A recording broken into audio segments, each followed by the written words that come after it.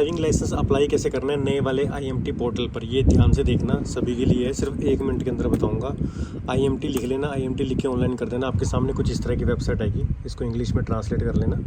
आपके सामने जाने के बाद यहाँ पर नीचे लास्ट में ऑप्शन लिखा होगा ड्राइवर्स, ये देखो इधर साइड में ड्राइवर्स वाले पे जाकर ड्राइविंग लाइसेंस रिप्लेसमेंट कहीं पर भी क्लिक कर देना, इस वाले पे।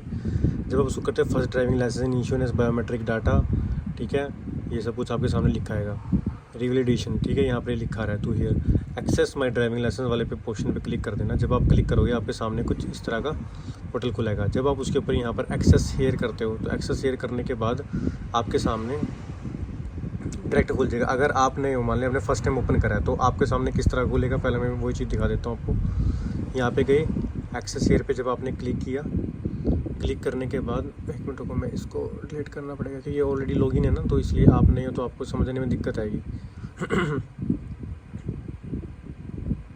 यहाँ से इसको आप एग्जिट भी कर दो। मान लो आपके सामने कुछ नहीं लिखा रहा, सिंपल ये ऑप्शन है, ठीक है। जब आप यहाँ पर क्लिक करते हो, क्लिक करने के बाद आपके सामने 2 इस तरह के ऑप्शन आएंगे। इन दोनों ऑप्शन में से आपने सिर्फ इस वाले पे क्लिक करना है, फाइनेंस वाले पे। जब फाइनेंस वाले पे क्लिक करेंगे ऑटोमेटिकली आपका फाइनेंस का नंबर आ जाएगा, आपने उसको ऑथेंटिकेट कर देना और यहाँ पर ऑथोराइज कर देना। ऑथोराइज करने के बाद आपसे जो है वो OTP मांगेगा, ठीक है। अब हमने क्या करना है, वो OTP फिल करना है।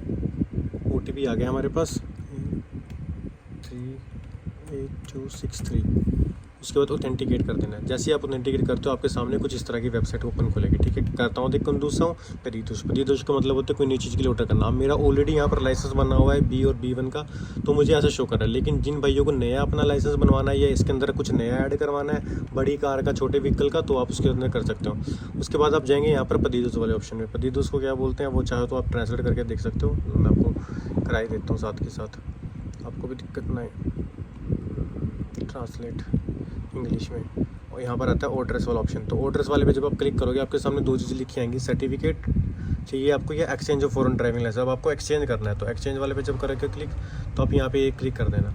अब आपके सामने क्या लिखा गया देखो, इस तरह का डाटा है, information, identification documents, user data, contact information, categories की होगी कुछ भी चीज़, कैटेगरीज हैं, ड्राइविंग लाइसेंस है, क्या क्या चीज़ें चाहिए, हर एक चीज़ आपको पर पॉइंट वाइज कंप्लीट करनी है। पहले 1 पे, दूसरे में आपके डॉक्यूमेंट बताएंगे, आपको TRC कार्ड डालनी है, आपका पासपोर्ट डालना है, वो आपका यूज़र डाटा, फिर आपका फ़ोन नंबर, आपकी ईमेल ID, फिर फॉरेन ड्राइविंग लाइसेंस जो आपका इंडिया का लाइसेंस उसकी आगे पीछे की फ़ोटो, ठीक है। कौन सी कैटेगरीज का आपको चाहिए, बाइक और कार का चाहिए, ट्रैक्टर का चाहिए, जिसका भी चाहिए वो, पोर्तुगीज ड्राइविंग लाइसेंस का, ठीक है, वो डालना है अपने कैटेगरी। सारा कुछ इसके अंदर ऑप्शन आता रहेगा, वो आपने क्लिक करनी, क्योंकि मैं तो कर नहीं सकता क्योंकि मेरे पास ऑलरेडी अप्लाई किया हुआ है। उसके बाद there is no electronic medical certificate on the platform, तो आपका कोई ऐसा आपको जो जाना पड़ेगा डॉक्टर पे खुद का, वहाँ से मेडिकल सर्टिफिकेट इशू करवाना पड़ेगा, उसके ऊपर स्टैंप लोगी, वही यहाँ पर अप्रूव होगा। इनका कोई ऑनलाइन इलेक्ट्रॉनिक ऐसा कोई नहीं कि जो यहाँ पर चल जाएगा। उसके बाद आप फाइल रिक्वेस्ट पे क्लिक कर देना, आपकी स्टार्टिंग चल जाएगी। और उसके बाद ये लिंक भी लिख रखा है यहाँ पर, चाहो तो आप इसके ऊपर भी क्लिक करके अपने वाले पोर्टल पे जा सकते हो। यहाँ पर आप देख सकते हो हर चीज़ का एक अलग अलग है। जैसे मान के चलो ये OBCD CPLP कंट्रीज़ वाले हैं, जब आप इस पर क्लिक करते हैं इनमें कौन कौन से अप्लाई कर सकते हो, हु कैन बी अप्लाई। तो आगे देखो यहाँ पर ये भी चीज़ लिखी हुई है, इस कैटेगरी के अंदर देख सकते हो। आपको पहले ट्रांसलेट करके दिखा देते हैं, कन्फ्यूजन नहीं रहनी चाहिए। Who can be apply for this, इसके अंदर देखो OBCD CPLP कंट्री है। जो OBCD कंट्रीज़ के अंदर इन्होंने बता रखा है कि 15 साल से 16 साल से ऊपर एज होनी चाहिए, 60 ईयर के आसपास होनी चाहिए, और कौन कौन सी कंट्रियाँ इसके अंदर अप्लाई कर सकती हैं वो भी लिखा हुआ है। अंगोला, कैपे वेर्दे, मुंजाबी की ये वाली कंट्रीज़ होगी। पुर्तगाल के अंदर जो OECD होती हैं वो होती हैं जो EU के मेंबर्स EE के होते हैं। जैसे इसके अंदर कौन कौन सी कंट्री आ रही है, ऑस्ट्रेलिया, कनाडा, चिले, अमेरिका, आइसलैंड है ना, इस तरह की होती हैं। तो आपको मैंने वो चीज़ मैंने बता दी। इसके अलावा अगर कोई इन्फॉर्मेशन लेनी होगी तो मुझे इसके लिए कमेंट कर देना, ठीक है। वैसे तो वीडियो काफ़ी लंबी हो जाएगी।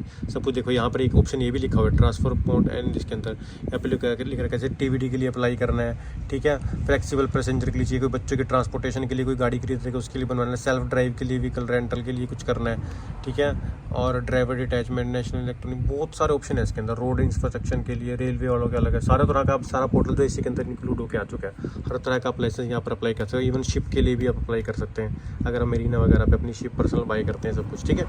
ओके, वीडियो अच्छी लगी तो सभी के साथ शेयर कर देना। थैंक यू, जय श्री राम।